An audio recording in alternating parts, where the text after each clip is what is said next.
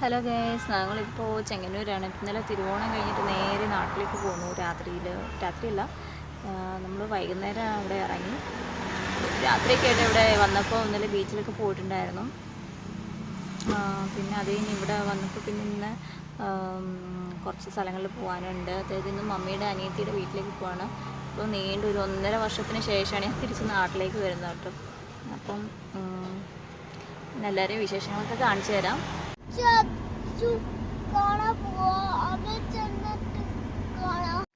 അങ്ങനെ ഞങ്ങൾ മമ്മിയുടെ അനിയത്തിയുടെ വീട്ടിലെത്തിയപ്പോഴേക്കും ലേറ്റ് ആയിട്ടോ, 2:30 മണി കഴിഞ്ഞു. അപ്പോൾ തന്നെ ഫുഡ് ഉച്ചക്കത്തേക്ക് ചട്ടിച്ചോറായിരുന്നുണ്ടായിരുന്നു. അപ്പോൾ എല്ലാം എടുത്ത് സെറ്റാക്കി വെച്ചിട്ടുണ്ടായിരുന്നു.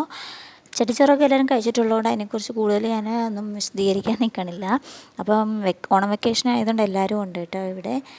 ഇത് എൻ്റെ നേരെ ചെറിയ ബ്രദർ ചിഞ്ചു, പിന്നെ ഇതെൻ്റെ മമ്മിയുടെ രണ്ടാമത്തെ അനിയത്തി, പിന്നെ ആൻറ്റിയുടെ 2 കുട്ടികളാണ്, സച്ചു എൻ്റെ അച്ചു. പിന്നെ താഴെ ഇരിക്കണത് എൻ്റെ ഹസ്ബൻഡാണ്. പിന്നെ തൊട്ടപ്പുറത്ത് തന്നെ ഞാനിരിക്കുന്നുണ്ട്.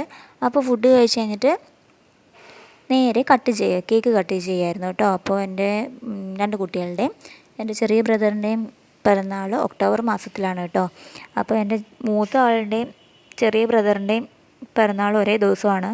പിന്നെ ചെറിയവൻ്റെ പിറന്നാൾ മാസം ആദ്യമാണ്. അപ്പം കേക്കൊക്കെ കട്ട് ചെയ്ത് കഴിഞ്ഞിട്ട് ഞങ്ങളെല്ലാവരും നേരെ മേലെ സച്ചുവിൻ്റെ റൂമിലേക്ക് പോയി. അപ്പോൾ അവിടെ ഇരുന്നിട്ട് നെക്സ്റ്റ് എവിടേക്ക് പോകണം എന്നുള്ള പ്ലാനിൽ ഇങ്ങനെ ഇരിക്കുകയാണ്. അപ്പോൾ എന്താ പറയുക, ഞങ്ങൾ അഴീക്കൽ ബീച്ചിലേക്ക് പോകാൻ വേണ്ടി പ്ലാൻ ചെയ്തു. അപ്പോൾ ബീച്ചിൽ പോകാൻ വേണ്ടി എല്ലാവരും തുണിമണി സാധനങ്ങളൊക്കെ ആയിട്ട് വാരിക്കെട്ടി ഇറങ്ങുകയാണ് കേട്ടോ ഗൈസ്. അപ്പോൾ ഇനി നേരെ ചാച്ചൻ്റെ വീട്ടിലേക്കാണ് പോണത്, കുടുംബത്ത്.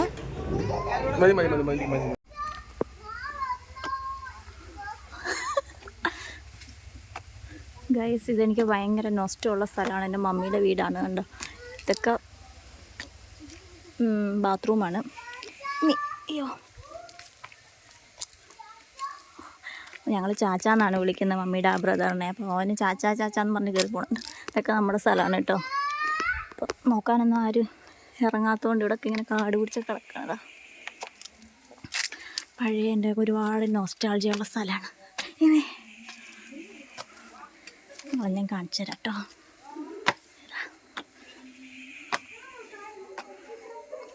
ഇതാണ് ഞങ്ങളുടെ ചെറുപ്പകാലം മുതലുള്ള സ്ഥലം.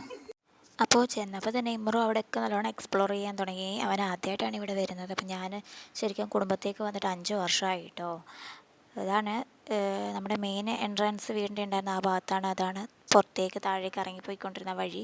അപ്പോൾ ആ വഴിയൊക്കെ ക്ലോസ് ചെയ്തു.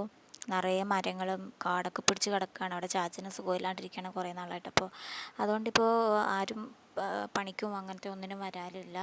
ഇപ്പോൾ കുറേ നാൾ മഴയൊക്കെ ആയിരുന്നല്ലോ, അപ്പോൾ അങ്ങനെയായിട്ട് കാടായി കിടക്കുകയാണ്. ഇപ്പോൾ അതാ ചാച്ചൻ പക്ഷേ കുറേ ഗാർഡനൊക്കെ ചെയ്തിട്ടുണ്ട്.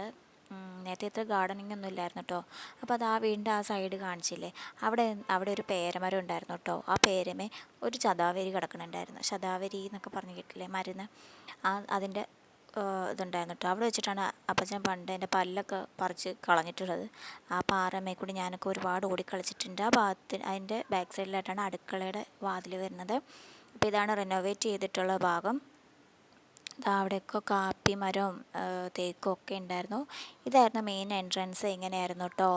അതായത് ഞാനും എൻ്റെ മമ്മിയുടെ അനിയത്തിയുടെ മോനുമാണ്. ഇത് വീടിൻ്റെ ബാക്ക് സൈഡാണ്. ഇവിടെ ഇരുന്നിട്ടാണ് പണ്ട് എൻ്റെ മുടിയൊക്കെ വെട്ടിക്കൊണ്ടിരുന്നത്. പണ്ടൊരു 6ാം ക്ലാസ് വരെ എൻ്റെ മുടി ബോയ്ക്കട്ടായിരുന്നു. അപ്പോൾ അപ്പച്ചൻ്റെ ഇവിടെ നിന്നിട്ട് ഒരു വേലപ്പൻ എന്ന് പറഞ്ഞിട്ട് ഒരാൾ വരും. അവിടെ ഇരുന്നിട്ടാണ് എൻ്റെ മുടിയൊക്കെ പണ്ട് മുറിച്ചുകൊണ്ടിരുന്നത്. പിന്നെ ഇത് വീടിൻ്റെ ബാക്കിലത്തെ പറമ്പിലേക്ക് കയറിപ്പോകാനുള്ള വഴിയാണ് കേട്ടോ.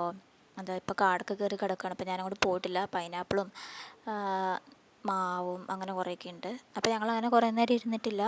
അങ്ങനെ പെട്ടെന്ന് ബീച്ചിൽ പോകേണ്ടതുകൊണ്ട് വേഗം ഇറങ്ങിയതാണ്. നമ്മുടെ താഴത്തെ വഴി കുറേ മരങ്ങളൊക്കെ നമ്മൾക്ക് പോയി. അപ്പം വഴി കൊടുത്തപ്പോഴത്തേനും അത് കിണറാണ് ആ ഷീറ്റിൻ്റെ ബാക്കിൽ. അത് ചാച്ചൻ്റെ വണ്ടികളാണ്. അവിടെ വരെയാണ് നമ്മുടെ സ്ഥലമുള്ളത്. ഇതാണ് കേട്ടോ പണ്ടത്തെ ആ വഴി. വഴിയായിരുന്നു. ഇപ്പോൾ 2-3 പേർക്ക് ഒരുമിച്ച് നടന്നു പോകാൻ പറ്റുന്ന ഒരു വീതിയുള്ള വഴിയായിരുന്നു കേട്ടോ അത്. ഇപ്പോൾ അങ്ങനെ റോഡിന് വീതിയൊക്കെ കൂട്ടി.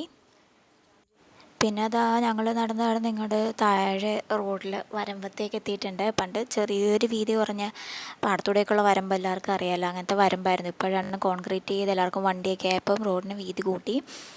അതാ ഈ പാടത്ത് പണ്ട് നെൽകൃഷിയൊക്കെ ഉണ്ടായിരുന്നു. ഇപ്പോൾ കുറേ സ്ഥലമൊക്കെ മണ്ണിട്ട് നികത്തി പറമ്പായി. ഒരുപാട് കൃഷികളൊക്കെ തുടങ്ങി, വേറെ കൃഷികൾ.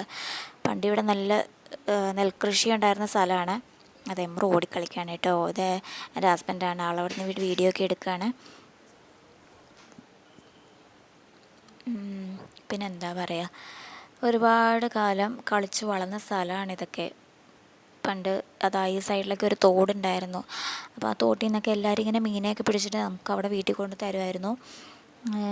പിന്നെന്താ പറയുക, ഇവിടെയൊക്കെ പണ്ട് നെൽകൃഷിയും ഒക്കെ ഉണ്ടായിരുന്നു. അപ്പം നമ്മുടെ ആ ചാച്ചൻ്റെ കാറൊക്കെ ഇട്ടിരുന്ന ആ സ്ഥലത്തുണ്ട്, ആ പറമ്പിൽ കുറച്ച് കല്ലൊക്കെ ഉണ്ടായിരുന്നു. അപ്പം ഞങ്ങൾ അതിൻ്റെ മേലെ കയറി ഇരുന്നിട്ടാണ് പാടത്ത് ട്രാക്ടർ വരുന്നതും പാടം ഉഴുന്നതും ഞാറ് നടുന്നതും എന്താ പറയുക ഇങ്ങനെ നില ഉഴുന്നതും ഒക്കെ മീനെ പിടിക്കുന്നതും ഒക്കെ കാണുന്നത് അങ്ങനെയായിരുന്നു. പിന്നെ വേനൽക്കാലം ആകുമ്പോൾ കൊയ്ത്ത് കഴിഞ്ഞാൽ പിന്നെ ഇവിടെയൊക്കെ ഫുട്ബോൾ കളിയും ക്രിക്കറ്റ് കളിയും ഒക്കെ ആയിരിക്കും.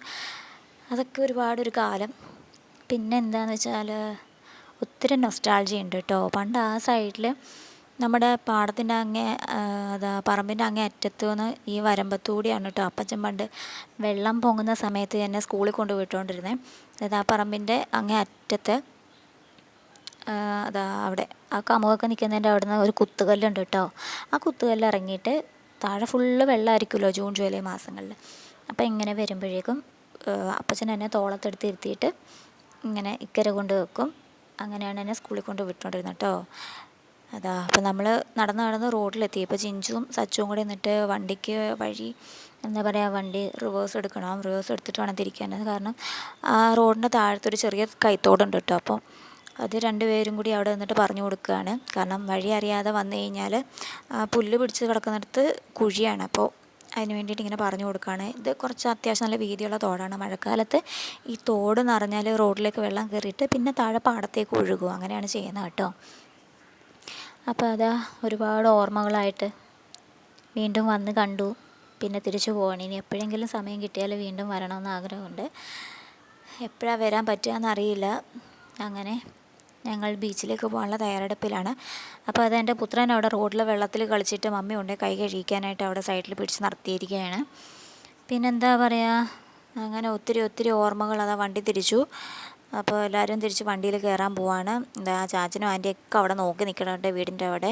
അപ്പോൾ നമ്മൾ ടാറ്റയൊക്കെ കൊടുത്തിട്ട് അതാ അവിടെ നിൽക്കണുണ്ട് കേട്ടോ.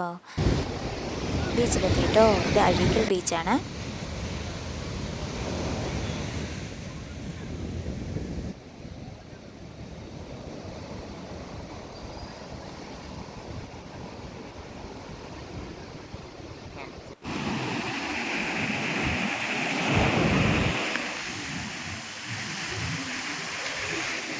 അടു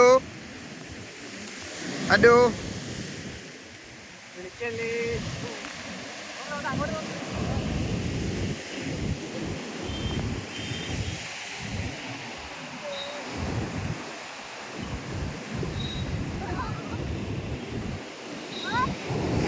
അങ്ങനെ കടലിൽ കുറേ എൻജോയ്മെൻറ്റൊക്കെ കഴിഞ്ഞിട്ട് നാളെ ചന്ദ്രഗ്രഹണമാണ്. അപ്പോൾ കടൽ നല്ലോണം കയറിയിട്ടുണ്ട്.